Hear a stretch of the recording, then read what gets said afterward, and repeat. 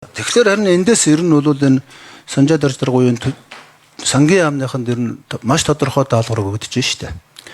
Яг энэ орон нутгийн төсвийг авах санхүүжилт босгох мөнгө хийх хөрөнгө оруулалт нь хэр хэмжээтэй байх юм бэ гэдгийг тогтоож өгөхгүй бол одоо энэ нийслэлээр гарсан шиг 24 мега төсөл хамаагүй их мөнгө босгоод явчих юм бол бид нар өөрөө улсын төсвөөр эрсдэлд орохоор эрсдэлтэй байна.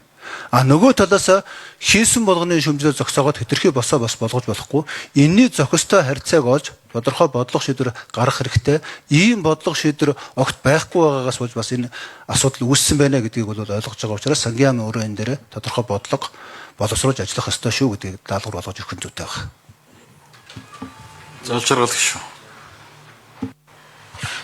Саяны төвшин гишүүний хэлдэг дээр энэ тогтоолын төслийн БВГ дээр жишээ нь төсөвд ачаалал үүсэх эрсдлийг одоо бууруулахын тулд тэр үнэт цаасны орон нутгийн гаргаж байгаа үнэт цаасны хэмжээ зориулцуулт хүүгийн төвшнийг хянах тогтолцоог боловсруулах гэдэг. Яг тэг инг хэдэн хувь тэг гэж болохгүй учраас энийг одоо бодож боловсруулад буцааж өргөн бариа гэсэн агуулгатай.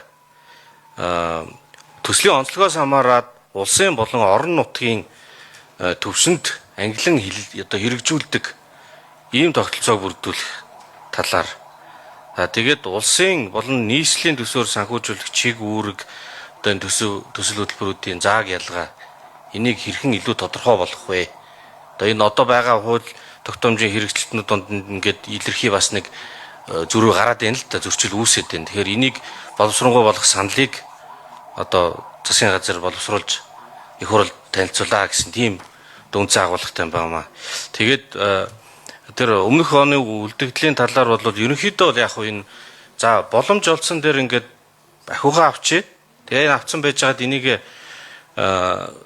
зарцуулж амжихгүй бол тэгээд дараагийнх руугаа яваад болно үзэхэр чи нөгөө авсан мөнгө одоо ингээд зориултаар нь хэрэглэхгүй банкнд аваач тавьж хүү аваад тэр хүүгийн дахиад энүүгээр хүүгээр одоо гудамж тогтчулдаг ч гэдэг юм ингээд зориултын бос нөгөө сахилга бат нь байхгүй болж таарна тэрнийх нь ард дахиад одоо алдаа гарах зардал өсөх хүүгийн зардал нь өсөх иймэрхүү юмнууд ингээд гараад байгаа юм блэ л дээ.